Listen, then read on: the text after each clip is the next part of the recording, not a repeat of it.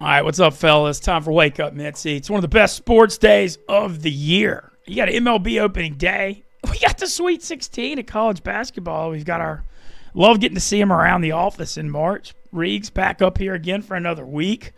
I know you've been extremely busy blogging, and I was saying earlier, life's a lot better when our teams are in the Sweet 16. How are you this morning? Good, man. Yeah, it's been since 2019 since I've seen Kentucky in the Sweet 16, and I forgot just how beautiful it is to get 4 extra days of watching highlights, talking with my college buddies about the Illinois game, what the plan is going to be for watching games, trying to figure out what the Tennessee factor is. Getting an extra 4 days is just, you forget how awesome it is. We had the run at Kentucky where it was just guaranteed every year.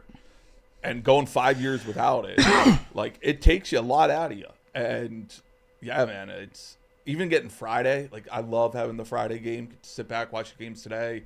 An extra day to just bullshit with your friends about a team. And college sports is very transactional. It's 1 year, basically, whether we like it or not, for better or for worse. But getting that extra day, getting these extra days all together, you start to believe. I've now fully believe Kentucky can win a title again because it's only 4 more games. Let's go. Well, it's been a long time for you, since 2019, especially with the tradition of Kentucky, and I totally understand that.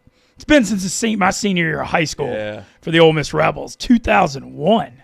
24 years. I'm 41 years old. I was 17. Yeah. I remember watching that Sweet 16 game at my buddy's house when Richard Dickerson and Jason Terry in Arizona just absolutely massacred them the year they lost to Dunleavy and Duke. And yeah, that team was awesome. That team was awesome. But 24 years later, back, I love that we're the Friday game too, playing Michigan State, fun coaching matchup, 6:09. So, hey, man, it's the first time I feel like Ole Miss and Kentucky in basketball have ever had something in common. Yeah, I mean, look, you got Beard against Izzo. You take Beard against almost anyone, right? He took Texas Tech to a title game, probably should have won it, took a DeAndre Hunter 3 and a little bit of a collapse to lose that. If they win this game, if they beat Michigan State on a quick turnaround, Ole Miss is very live for a Final Four. Unbelievable. You can talk to me about any of those teams in that the South region, the top left of the bracket.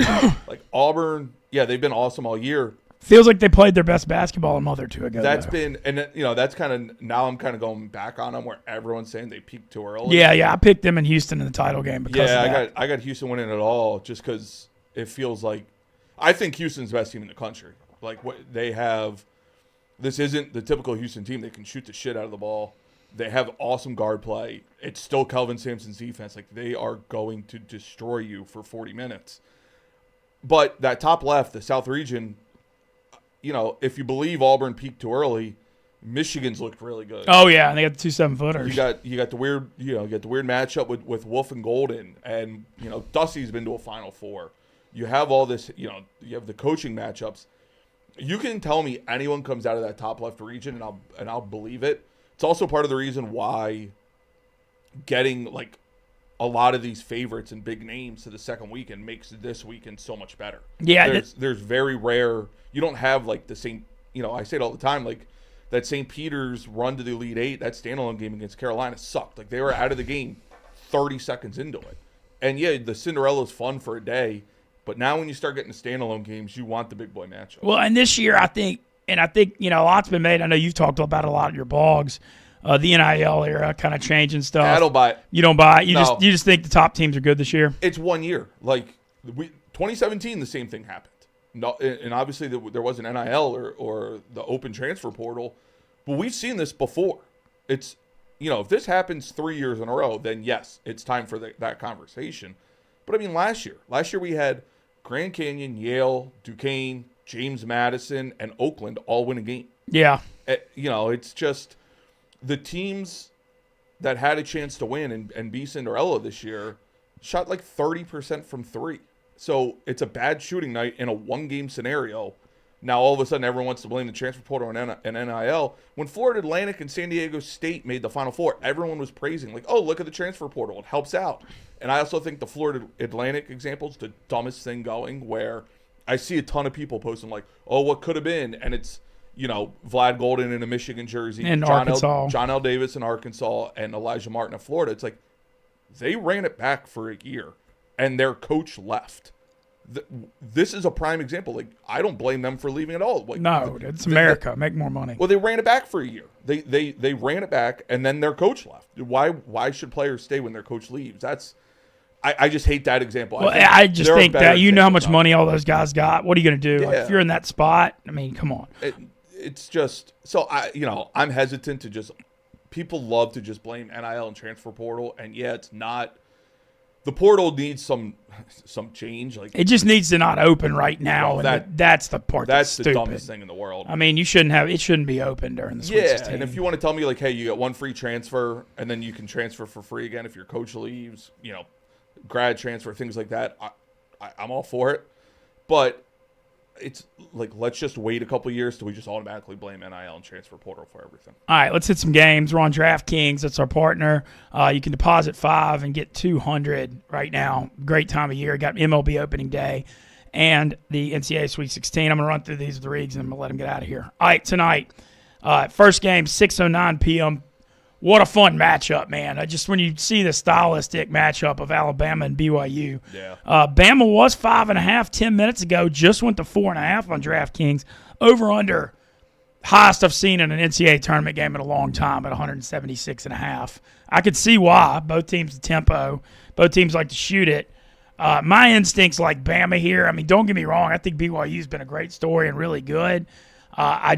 I think this is a high-scoring game, and I just believe. And Bama should be a little more healthy now with Grant Nelson. Yeah, I said it on Titus's show after the bracket came out that whoever won Wisconsin-BYU was going to go to the Final Four out of that region. I thought it was going to be Wisconsin, but, and in my preview blog, I gave out BYU and Wisconsin at, I think BYU was like 18-1 to make the Final Four at the time, 15-1. I am now scared that the line's dropping. I would have loved to get it at 5.5. When I was driving in this morning, but and also the cross country flight for BYU, they were in Denver going out to Newark. It's a lot. First game, I do like that it's a basketball arena. The inflated balls are a real thing, so maybe the under is a play. But you know what? I'm sticking with it. I'll take BYU still. I'll take BYU money line. All right, BYU. Yeah, stick with it. I mean, you're yeah, my gut said it, so I got to stay with it. All right, a lot of weird stuff going on. The second game tonight, 6:39 out in San Francisco. Todd Golden came over from San Francisco to Florida, going back home. Florida 6.5-point favorite, 157.5. A lot of weird stuff around Maryland and Kevin Willard this week. I mean, that Villanova job glaringly open right now. The only one that didn't get filled early this week. Him bitching about the NIL and the money publicly. I don't know. There's just a weird energy around it. My instincts on this, I feel like Florida definitely was tested extremely by Hurley and UConn. They pulled it out with Walter Clayton making some threes late. I feel like Florida got through a kind of a landmine there, and they're going to be good tonight. Yeah, this is also a better matchup, right? Like, Florida runs two bigs, Maryland runs two bigs. They can kind of not neutralize, but they can kind of match up better with Queen and Reese than what UConn had out there.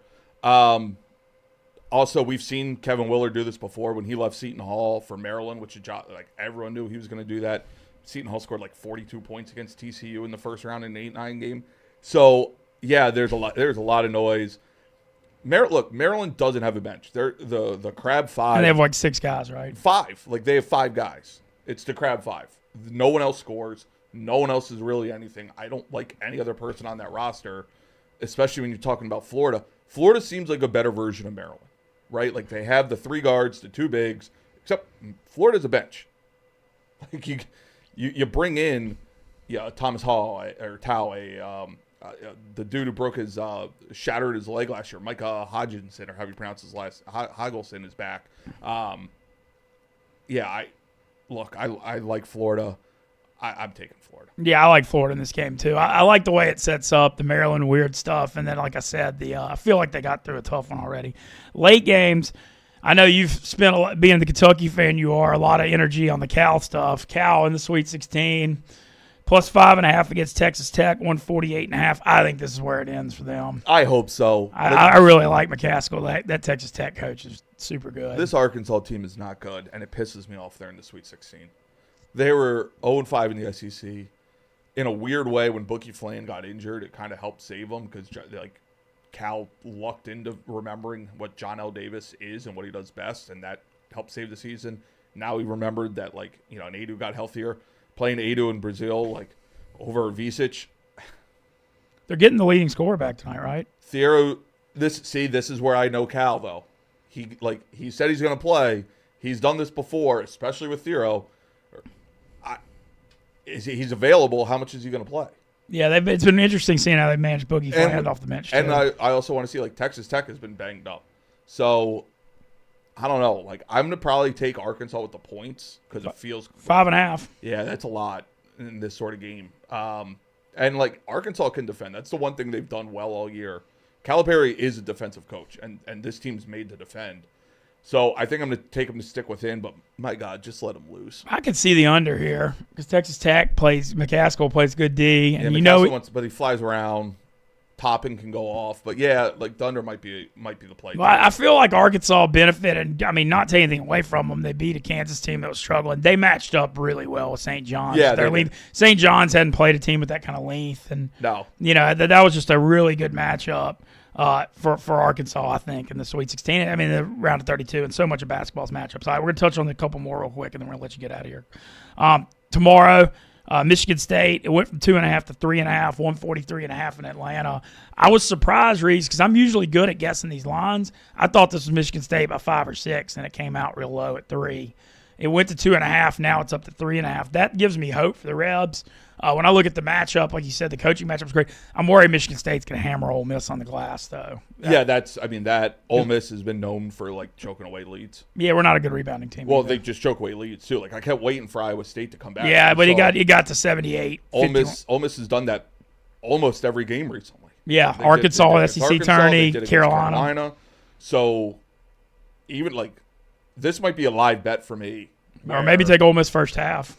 That, or I'm just going to wait for Ole Miss to get up and live bet Michigan State at plus money because it's following the script. And yeah, Michigan State shooting is a real thing, kind of like what everyone said about St. John's, but they have Jace Richardson. Jace Richardson can create for his own. Yeah, and he's doing a good game. He only made one field goal. Yeah, I think Michigan State wins, but I think for my value, I'm just going to wait. I hope that Ole Miss gets up and then get it pick 'em, even plus 110 or something. That makes sense. Well, I'm excited on the Reb front, just being here. I mean, look, it's the beauty of college basketball is every program has a different kind of success story.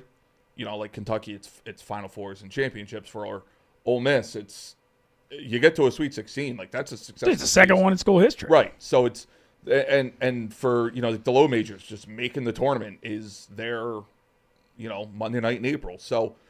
It's the beauty of having 364 teams in this stupid sport. But, yeah, so, even if Ole Miss loses, I think it's a successful season. Oh, yeah. I think it's unbelievable.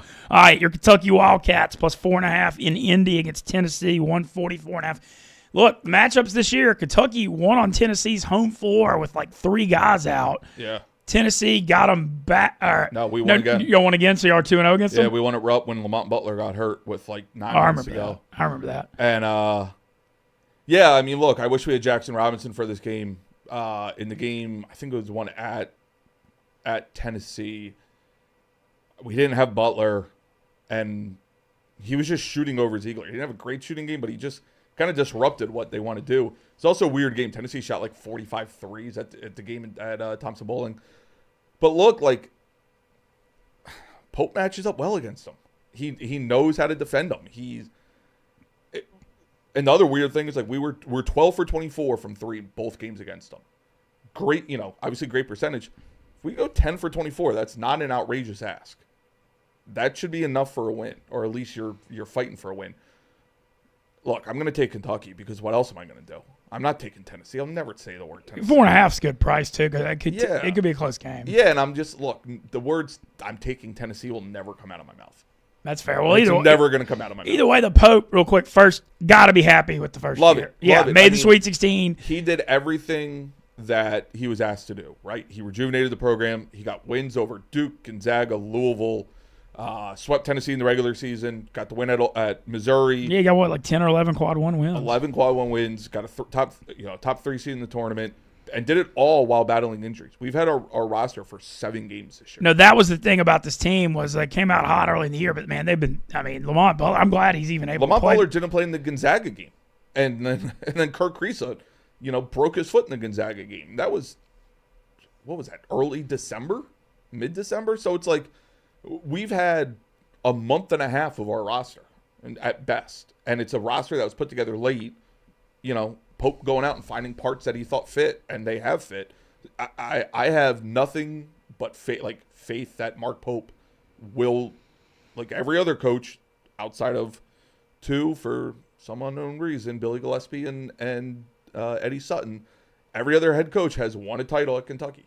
So history tells me Mark Pope's going to win a title. I love that this is in Lucas Oil Stadium. I hate it. No, fuck that. Well, I just love it because the fan bases are so big, and so the atmosphere is going to feel like basketball should be played in a basketball arena. I just think it's going to feel like, well, that's tough for the shooters. Basketball should be played in a basketball arena. Well, I know it'll probably still be sold out for Tennessee, Kentucky. Last 2 games, Michigan plus 9.5 against Auburn. This is one of those lines where it went from 8.5 to 9.5. Man, everybody's going to be on Michigan. I feel like I almost want to take Auburn to fade everybody, but it's hard to lay double digits that while Dusty May's been playing. Yeah, I'm not laying double digits. Again, yeah, it's begging you to take Michigan. Take Michigan. Won the Big Ten tourney. But, they have that unique matchup where Broom's going to have to come out and guard Wolf. You have Golden and Caldwell on each other. Donaldson playing against his former team. If Michigan can just cut down turnovers, they can and should win this game. I know it's basically a home game because it's in Atlanta, but yeah, if you're giving me 9 plus 340 money lines, juicy. Yeah, but again, if you give me 9.5, I'm just going to take that and hope that it doesn't come down to a free throw contest at the end. Final game, Houston by 8.5 over Purdue, 132.5. I like Houston in this game. I feel like I know Purdue crushed McNeese, and Purdue looked good the first 2 rounds, but I just think they're going to get punked here. Yeah, again, it's a home game for Purdue. It's 60 miles from the campus, but I said Houston's the best team in the country. I will lay close to double digits with Houston. I think they can guard Braden Smith too. Yeah, you can. I said it against McNeese. I know he had a bunch of turnovers, but he's the most under control guard in the country. He just looks like he's playing in slow motion. I got to go see him live this year and was in awe watching him play. Again, USC, so it wasn't great talent. But he's just, everything is under control. He just knows where he wants to go. It's a matter of whether he holds on to the ball or not. Against Houston, again, just give me Kelvin Sampson and that defense and the fact that they have 3 guys that can really shoot it this year. I feel like LJ Cryer hadn't missed a shot all year. Yeah. I've watched a lot of their games, and he just never misses. And I don't even think he's their best shooter. I think Emmanuel Sharp's their best shooter, and Milo Suzanne is probably their could be their best pro. I love his game. And then you have Cryer, who's awesome. So yeah, give me Houston. All right, final 4. Your final 4 picks are. So on Titus's show on Sunday, Selection Sunday night, I had Auburn, Florida, Wisconsin, and Houston over Florida. I mean, I'm not going to change from the 3 that I have. You're just going to go BYU instead of Wisconsin? I think I have to because I have Arizona over Duke. Okay. Oh, yeah, I forgot to mention that. How did I forget about asking that game? So you think Arizona's going to beat Duke tonight? I said it in the – do I think – maybe. They played earlier this year at Arizona. They're 2 completely different teams from then, especially Arizona. They've completely revamped how they play and who's in their rotation. But, again, you get that little Caleb Love special. That's all I'm hoping for. I want to see Caleb Love hit a dagger against them again. That would be something. And that's a late game tonight, Duke 9.5 over Arizona. Well, thank you. Yep. Appreciate it. Yep. Riggs around, streaming tonight, streaming tomorrow. You here all weekend? Yeah, all weekend. Hell yeah, man. We're going to be watching basketball in that cave. Can't wait. I want to remind everybody, Dude Wipes. Get them at Target, Amazon, Walmart, all over the World Wide Web. Amazing product. Let it rip with Dude Wipes. I mean, literally, once you go with Dude Wipes, you'll never go back. Amazing product. All right, we're going to be joined by Tyler Moody now because Mr. Moody, it's fun having Moody. here. We say it all the time. Knows more about Major League Baseball than anybody in this company. It's opening day. It's Moody's day. We're going to hit this hard. Follow Moody on Twitter at MoodyMacTV. Also, I'm going to try to get him to retweet from Wake Up Mintzy a lot of his picks. He's getting the home run props ready. DraftKings has a risk-free no sweat home run prop every day right now too, which is awesome. But I kind of want to just rapid fire ask Moody a bunch of questions about baseball from me, who doesn't really know anything about Major League. A quick primer for people that are just excited about opening day that hadn't been following it a little bit. But how are you? How you feeling? I know it's your big holiday. Oh, I'm so good. I think today is a very special day because you also have the Sweet 16 later tonight. It's not always that you have the games at the exact same time, but we just so happen to have the Sweet 16 and Major League Baseball. Most of the MLB games today start at 2 and 3 o'clock Central Time. So we'll have a great run of baseball into basketball tonight. I think today is going to be a very special day. I couldn't be more excited. I love it. I see the smile on your face, man. It's radiating out of you. The crazy thing is the last 4 or 5 days we've, seen opening day creeping up. So I've been looking at these lines, looking at things, and today we can finally see it all come to fruition. One of the funniest things about baseball, though, is like you wait on opening day, but now you just have it for 6 months. Well, 7 months if you count the playoffs. 6.5 months of pure baseball. 180 straight days of regular season baseball. I mean, it doesn't get better than this. Okay, well, yesterday you gave out Elly De La Cruz at 15-1 to win the NL MVP. You said 40 homers, 70 stolen bases on the table for him. That's I believe that is his ultimate high side, his upside. Look, he cut down his swing. He looks incredible this spring. We know he's got insane power.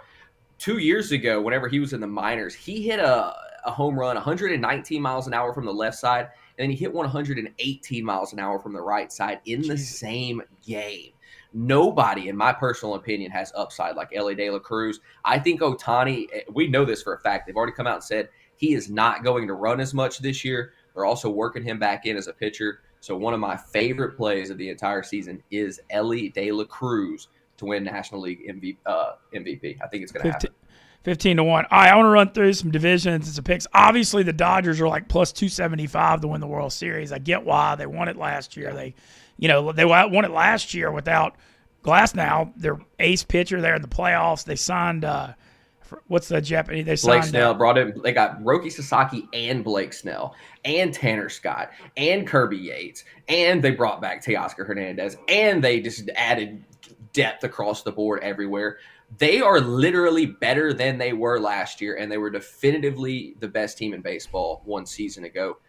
The Dodgers are the World Series favorite. They are my World Series winner as well. They're the best team I've seen in recent memory, period. If anybody can challenge them in the NL, who is it? If anybody can challenge them in the National League, I believe it's the Philadelphia Phillies. They have the pitching depth. They have a really good lineup. I like the Mets and Braves as well. I think the National League East is going to be the most competitive division in all of baseball. I think all three of them from that division will end up making the playoffs.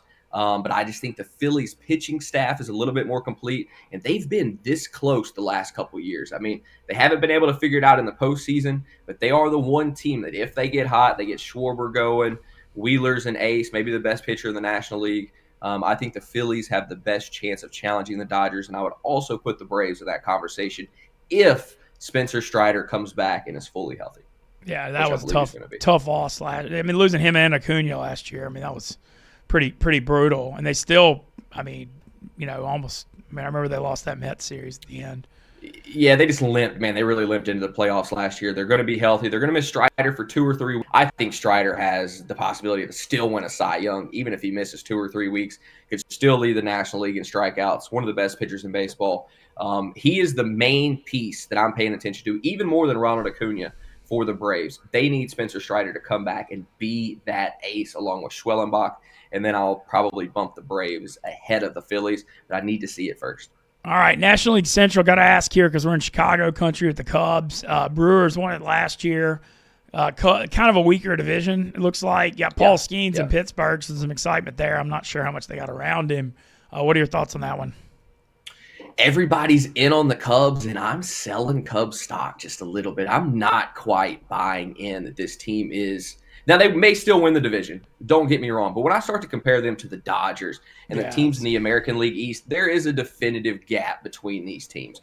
I like the Cubs. I think there's a possibility that they win the division, but I'm not buying on them near as much as everyone else is. Everybody else already has them winning the division, has them in the playoffs easily.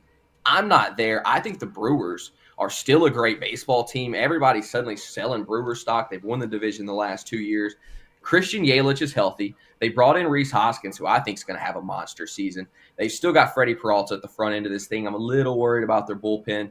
They've got good arms out there still. We just need to see how they play. I have the Brewers winning this division for the third straight time, and I have the Reds finishing in front of the Cubs. I have the Cubbies finishing third in the division. I know that's kind of contrarian to what everybody else seems to have out there, nationally, but I don't see it with the Cubs. I love the Kyle Tucker trade, but I actually think they might have got fleeced in that trade. We'll talk more about that later. All right. Going over to the American League, we'll hit the West real quick. Obviously, you're a huge Rangers fan, won the World Series 2 years ago. Last year, kind of a lot of stuff went wrong. How are you feeling about them this year? I have the Texas Rangers winning the American League West and winning the American League. Ooh, I don't care if it sounds a little that. bit homerish. I don't care if it sounds a little homerish. I've actually seen a lot of the national pundits are on the Rangers as well. It makes me feel a little bit better. Look, DeGrom appears to be healthy. If the Rangers want to have a big season, he has to be there. Same thing with the Braves, right? They need Strider to come back, be healthy, be himself. That statement could not be more true for the Texas Rangers and Jacob DeGrom. I love the Rangers lineup. I think it is one of the top 3 lineups in all of baseball. They added Peterson. They added Jake Berger. Wyatt Langford's good to go. Corey Seager, Simeon, Adolis Garcia is healthy. This lineup from top to bottom, one of the best in baseball. It can rival the Dodgers. It just doesn't rival them as far as the pitching is concerned. So the big X factors for the Rangers, if they want to win the American League, DeGrom has to be healthy and play well. And then Kumar Rocker and Jack Leiter. They are in the Vandy guys are both starting the rotation? Both of them. The Rangers had injuries to Corey Bradford and John Gray. Neither one of them will be in the starting lineup or the starting rotation to open the season. So Rocker and Leiter have been thrown into the fire. But these two dudes have upside that is insane. Kumar Rocker. I saw him at Vandy. I believe it. These kids can play. The question is, will they control the baseball? They're both a little bit wild. I do have concerns, but we're throwing them into the fire. We're going to find out what happens. If they rise to the occasion, the Rangers win the American League West. The Rangers win the American League. They're plus 850 to win the AL, plus 225 to win the AL West. You like them both? I took them at 11-1 about three and a half weeks ago. They've already come down to 9-1. Vegas is starting to get on the Rangers. Everybody's starting to see what I'm seeing here.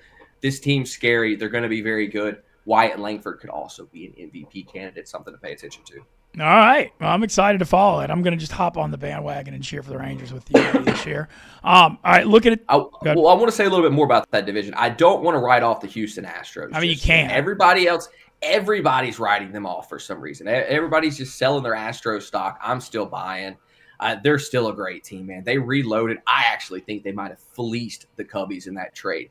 This kid, Cam Smith, who's played 32 freaking games as a minor leaguer, is going to be starting third in base, right dude. field. I hit 400 at Florida State last year. Looked incredible at Florida State. They are so willing to get him into the lineup that they're starting him in right field. Isak Paredes will play third. He also came over in that trade. They got Wesneski as well. This kid, Cam Smith, I know it's spring training. The approach looked incredible. He looks like a god out there in a baseball uniform. I mean, this kid is built. If he really puts it together, I actually have bet him already, and I'll hand this out as well. American League Rookie of the Year, Cam Smith, 14-1. He is my favorite to win American League Rookie of the Year, and it's actually one of my favorite futures of the season. I think he's going to have a big year. Looks like they're going to hit him 5th or 6th. He could even push himself further up the lineup if he hits. Also, Hunter Brown, a name to pay attention to. The Astros. Cam Smith plus 450 on DraftKings right now. He moved to 450? Plus 450. I got it at 14-1. Wow, good value. Oh my God, bro! That's why you place them early.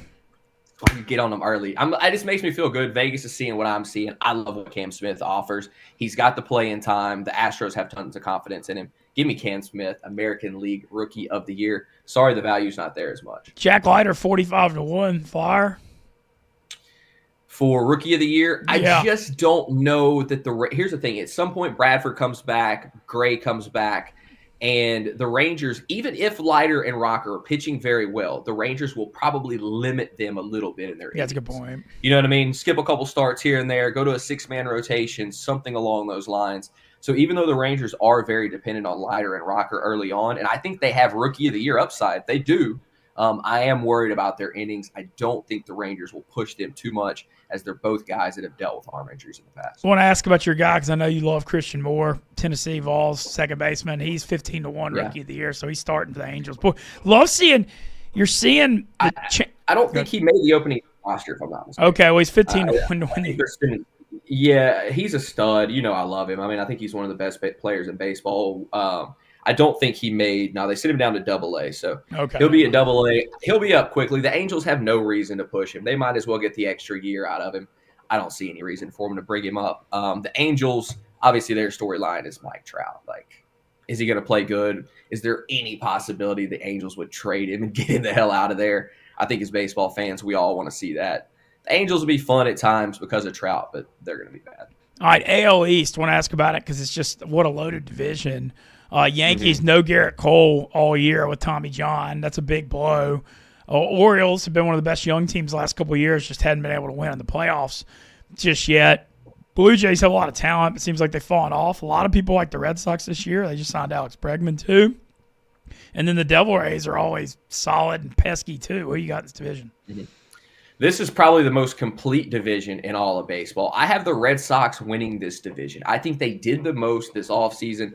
I think they made the right moves. The addition of Bregman puts him at third, and the main thing that it does is it moves Devers to DH. That gets his bad glove off of third base, gives them a gold glover at third. They've got Devers at DH. Tristan Casas will be healthy this year. But the main thing that they did is they went and got Garrett Crochet. And Garrett Crochet is my pick to win American League Cy Young this year. What he did last season with the White Sox as far as Ks per nine, K rate minus walk rate, like all these things. He crushed it last year. He was first across the board. He was better than Skubal in a lot of categories. Skubal just had the volume last year.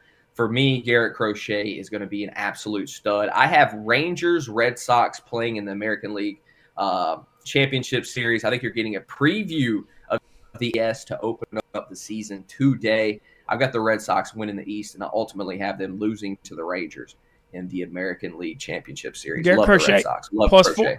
He's plus 450 to win the Cy Young. He's second behind Skubal at 3-1. So a lot of people feeling you. Paul Skeens going today. He's 3-1 to win the NL Cy Young.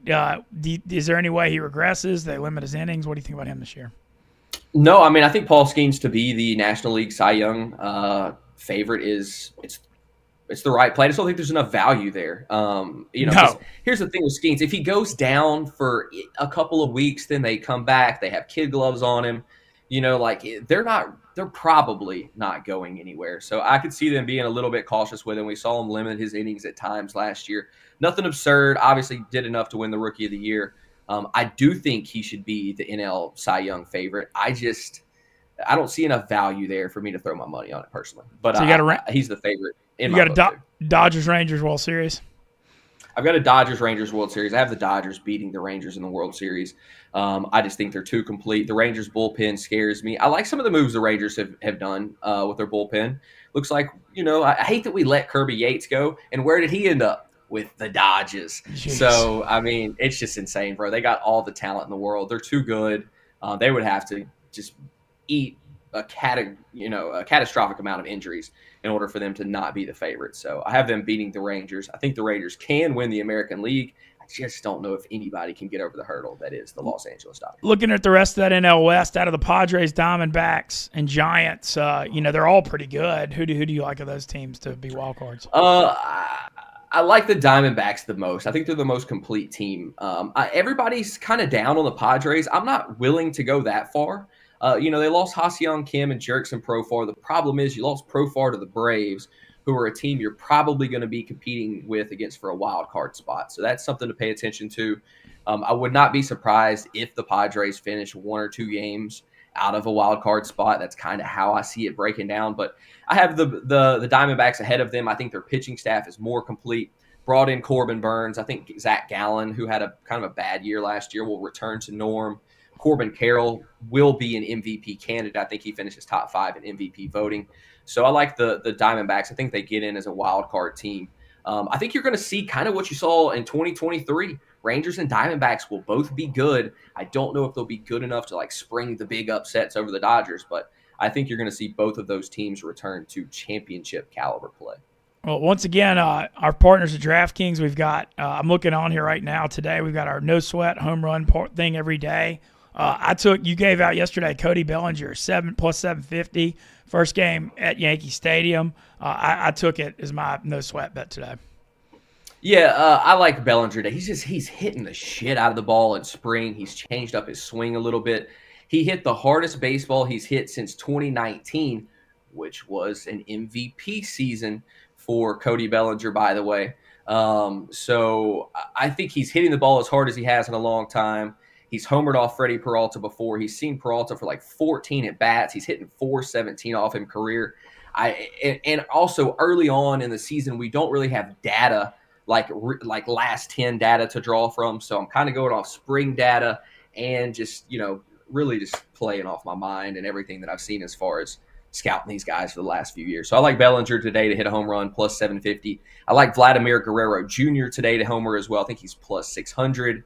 And Rhys Hoskins is one I'm taking a look at as well, but I'll probably just play him for 0.2 units. I'm also going to take Bellinger 2+ home runs. It's 100 to 1. I'm going to put 1/10 of a unit on it. Just in case. I love it. Yeah, and you're going to be posting those on your Twitter. As far as games go, did you're going to be doing your home run picks? I'm going through these, man. So obviously opening day, a lot of aces going. We got some super fun matchups today. Yeah. You got the Brewers Yankees 205, Orioles Blue Jays 206. I like these afternoon games, man. Red Sox Rangers 305, Crochet against Evaldi. You got any particular games you like today? I like the Red Sox over the Rangers today. I like Garrett Crochet against Texas. I think the money line's like minus 110 both ways. -1. It's moved a little bit.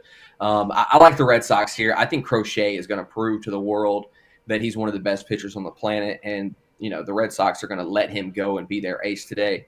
I think the Rangers, as the season progresses, will be a team that can beat the Red Sox. I just think the Red Sox have a lot of momentum early on in the season. The way they look this spring, there's the hype around them, and most importantly, it's really on Garrett Crochet. I'm going to take him 7+ strikeouts as well, and I have Crochet and the Red Sox getting the win on opening day over my Rangers. So I got the Red Sox on that one. I get why they're huge favorites because of the Dodgers, but man, getting plus 136 back on Scooble is a pretty good price today. I looked at that as well. If anything, I might go under. I think Snell and Scooble might just throw O's at each other. 6.5.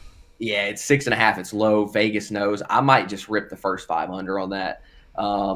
They're both so damn good. Scooble, one thing he does is he limits lefties, so I could see him maybe shutting down Ohtani, which is obviously a big factor. Freddie Freeman.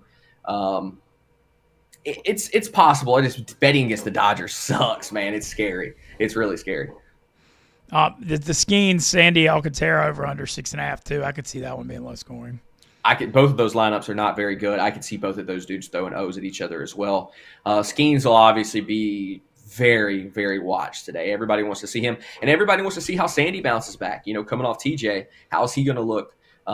Probably the most notable trade piece on any team right now in baseball. I'd say Sandy Alcantara and Luis Roberts. So those are 2 guys to pay attention to this season as far as trade pieces.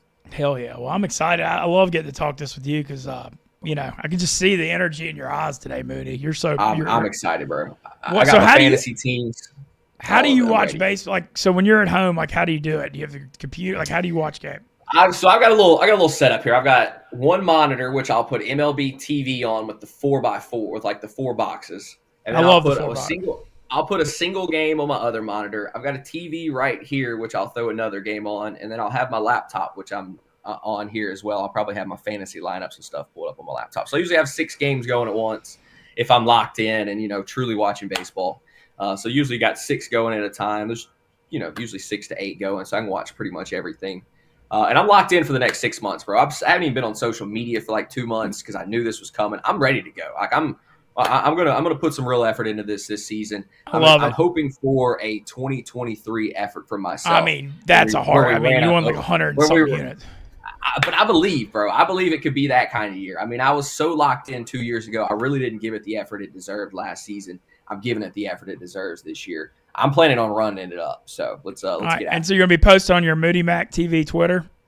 Yeah, I'll post there. We'll reshare it with the Wake Up Mintzy. Yeah. Let's start. I feel like we should use the Wake Up Mintzy to post our gambling picks more because it's got 12. Yeah, and then I may do a quick 5 or 10 minute video every day. You know, I'll post it on Wake Up Mintzy. Let's do it. YouTube or something, just kind of going through my picks for the day as well. So we'll look into that. The people want it, man. Yeah, no doubt. And the people right now in the chat are talking about the Yankees. That's one team we have not mentioned. Let's talk about it. Yeah, look, the Yankees. Obviously, coming into the season, things felt good. I liked the Max Fried signing. I thought their rotation was going to be good and deep. Then they lost Garrett Cole. Then they lost Luis Hill. Obviously, they lost Juan Soto, which was a big piece last year for them. Everybody in the chat says they have the Yankees finishing third in the division. I think second to fourth is conceivable for the Yankees. I could see this whole thing playing out anyway. You could literally make a case for every single team in this division to finish first through fifth. I think it's entirely possible. So they all have the Yankees finishing third. I'm right there with them. I have the Orioles. You have Red Sox, Orioles? I have Red Sox, Orioles, but I'm not ready to write off the Blue Jays. Bichette looks healthy after the calf injury. Vlad Guerrero is one of my top 5 favorite hitters on the planet. They need Gossman and company to be good. That's one thing that has to play out well for the Blue Jays. Their starting rotation has to return to 2023, 2022 form. Jose Barrios taking the ball today. Actually, that's one game I like. I like the Blue Jays to beat the Orioles on opening day. No Gunnar Henderson going for the Orioles, and the Orioles rotation is going to suck. I'll tell you what, no team screwed up their window. We'll see. Maybe I'm wrong about this, but no team, in my opinion, screwed up their window for a championship more than the freaking Baltimore Orioles. They made that trade last year for Corbin Burns, and they just let him walk this offseason. They did absolutely nothing to bolster their starting rotation. They did bring in Sagano from Japan, but we'll see. He's like 37, doesn't strike people out. We'll find out how that works out. I don't trust the Orioles rotation. I actually think the Orioles are going to play a ton of very high-scoring games at home this season. That's something I'll be paying attention to. They brought in the wall and left. A lot of home runs are going to be flying around there against their shitty pitching staff. All right, there you go. Dropping some knowledge today. So today, what you said you like the Red Sox, it's the Rangers. Any other picks? At the Bellinger home run? Yeah, I think early. I like the Bellinger home run. I'm putting together a Bellinger Vladimir Guerrero 2-man parlay. Home run parlay. I'm going to tack on Rhys Hoskins as a third leg just for the multiplier. And then pretty much when we get finished here, I'm going to go through and look and see what else I want to add. But I do like the Red Sox today. I like the Blue Jays to beat the Orioles as well. Barrios has been so rock solid. I think he outperforms Eflin day one. And I think Vladimir Guerrero comes up in a big spot for the Blue Jays. I think the Blue Jays are going to be better than people think. I think that starts today, and they beat the Orioles. All right, and then advice, because you love doing the home run props. Do you bet like 0.2? How do you strategize?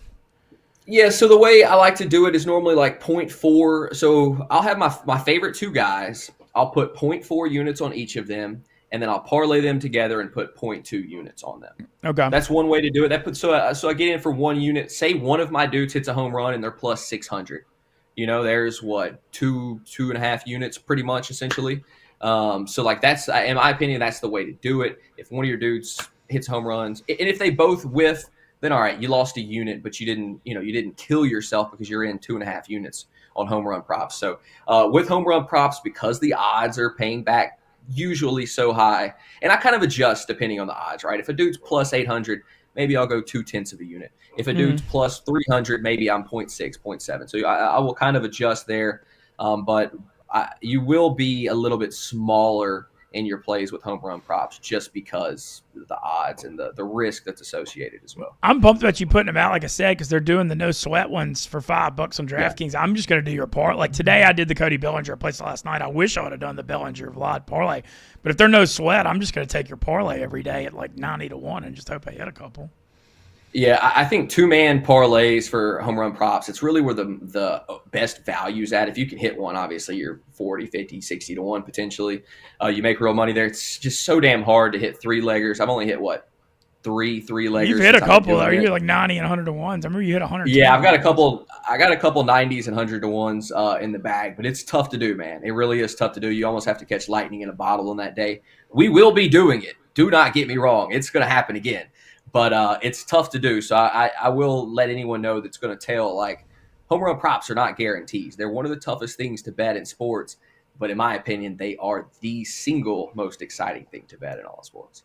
Yeah, it's like the touchdown score thing in football, but even – yeah, I love them both. Those are my two things. I can't help it. I love touchdown. You know, I got super hot at the end of the NFL season with touchdown props. So hopefully we do the same thing with these home runs. Let's do it. Well, opening day, Hope Springs Eternal, Sweet 16 streams tonight. Should be a lot of fun. BYU, Bama, and Florida, Maryland kicking it off. Man, what a great way. I can't wait to watch. I mean, I'm just going to watch. You know, I'm going to be here for all these streams the next 4 days. Can't wait. I'm going to fire some of your MLB stuff, too, trying to get in the spirit of this deal. So let's have a hell of a day. Let's start get the day. Freaking hot. Cody Bellinger is going to be up, one of the first batters of the day. He'll be hitting third right behind Aaron Judge. Let's just see Cody Bellinger drop one into the right field bleachers at Yankee Stadium to get the season going, and then we'll go from there. Sounds like a great way to start the year. Let's do it. DraftKings Sportsbook, only place to bet home run props. All right, we're getting out of here. Thanks to Riggs. Thanks to Moody. Love the day, man. Let's have a sports day. MLB opening day. Sweet 16 Eternal.